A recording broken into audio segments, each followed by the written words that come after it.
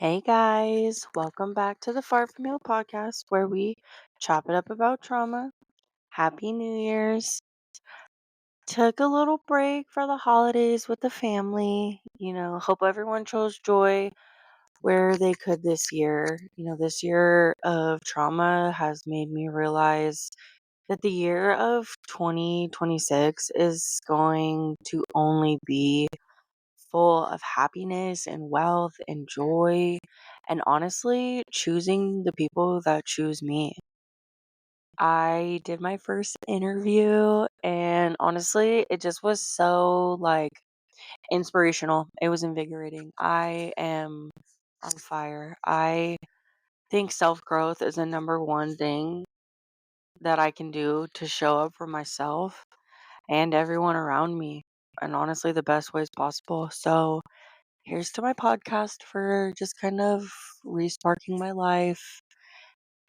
Today's episode made me dig deep and do some research so, even I could understand.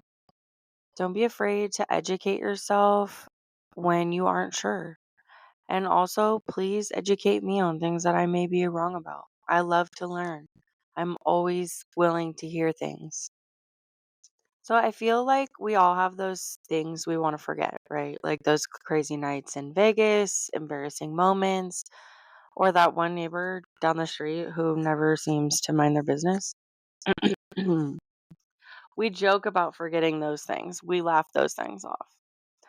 But I don't think we talk enough about forgetting as a survival response, about disassociating from parts of our lives. Not because we want to, but because our brains decided it was the safest option at the time. Like I mentioned in the intro, no, I didn't. Merp. That was before I redid it and typed something different. I'm human. I make mistakes. I've been realizing in that I'm actually human. I'm not superwoman. So, for all the moms out there that think we're perfect, we are human and we do make mistakes. Um, I didn't even know I was, I didn't even know what dissociation was. I recently feel like I've kind of stumbled into noticing and figuring out and really deep diving into what that is. I kind of honestly felt like everyone felt this way sometimes, feeling spaced out, emotionally flat, like you're present but not fully there. It wasn't until I started noticing patterns, gaps, numbness, moments of autopilot that I realized this might be something deeper. So naturally, I did what any millennial does. I went to the internet. One day, I'll talk to a professional again. Today, however, was not that day.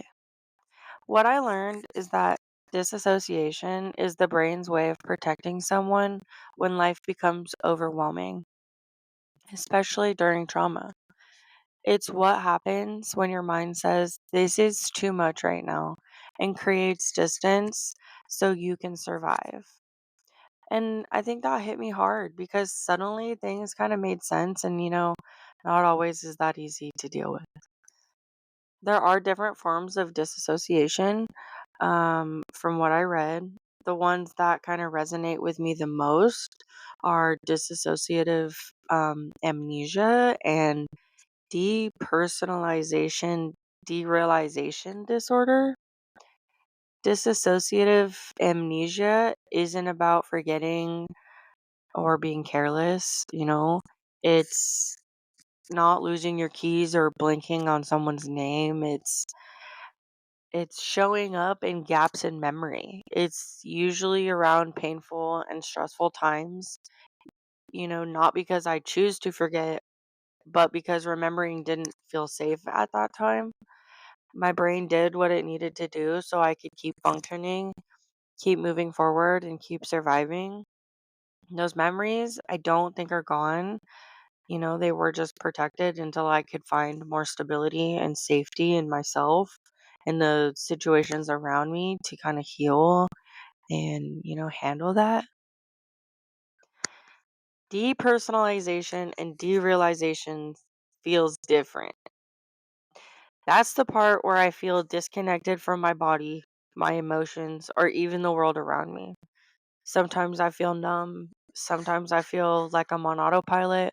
Sometimes it feels like life is happening through a fog or like I'm watching myself live instead of actually living. The wild part is I know everything is real. I know I'm here. It's just, it doesn't always feel that way. That disconnection isn't weakness.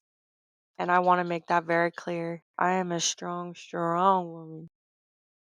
But it is my nervous system staying in survival mode because being fully present once felt dangerous. And I am doing serious self work to change that.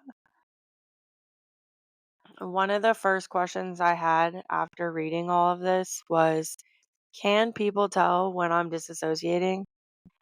And the answer that I've read was not usually. The answer that I feel in my life just recently is yes. Yes, they can actually see it. most people can most people can't tell at all. You can be having a full conversation, showing up to work, parenting, laughing, and still feel completely lost inside. You can look fine while feeling anything but. And honestly, that part made me feel really sad because it means so many people are struggling quietly, being praised for being strong while feeling disconnected as hell. Is that even fair to us? I'm not sure. I'm still growing and healing. We are healing, we are not healed. Truthfully, the one thing I could wonder is, can people help me when it's happening? And thankfully, yes, but not in a way people usually think. For me, I don't need someone snapping their fingers or demanding attention. I need gentle grounding, calm voices, soft reminders that I'm here and that I'm safe. One thing I read that actually clicked for me was something super simple, like someone handing me a cold drink. That physical sensation can help my body, like help wake my body up and pull me back into that moment. No pressure, no interrogation, just presence.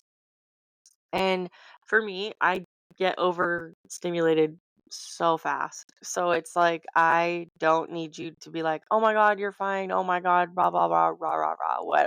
What are you doing?" I don't need that. So when I read that you could just kind of hand me a cold drink, I thought, "Oh, actually, that's just subtle enough. It might work." Another big question for me was whether this stuff is hereditary, because honestly, that scares me to think that I could pass this on to my kids, or that, they could ever experience trauma to where they need to disassociate, I guess. That's not anywhere I ever want my kids to be. I want my home to feel safe. I want my kids to know that they can come to me with their feelings, with their fears and their messes, and it's all okay, you know? I'm not judging for things that I did. I'm not going to. And that's how I feel. That's not how everybody feels, and they don't have to. You parent how you want to parent, and I'm gonna parent from my experiences, I think. And just choose what's right and wrong in the situations and not project my life and what I had. And let me scroll a little bit. What I learned is that dissociative disorders themselves are not hereditary, but the coping patterns are. The emotional shutdown, the survival mode, the way we learn to handle the pain we're watching. What? The way we learn to handle pain by watching the people who raised us. And I want to really be clear here. This isn't about blame. It's about acknowledgement. My parents coped the best way they knew how, and I learned to cope the best way I knew how. And now I'm learning new ways. While researching all of this, I also wanted to know if there were healthy ways to work through it, because I do want to remember the parts of my life that feel like there's just giant gaps there.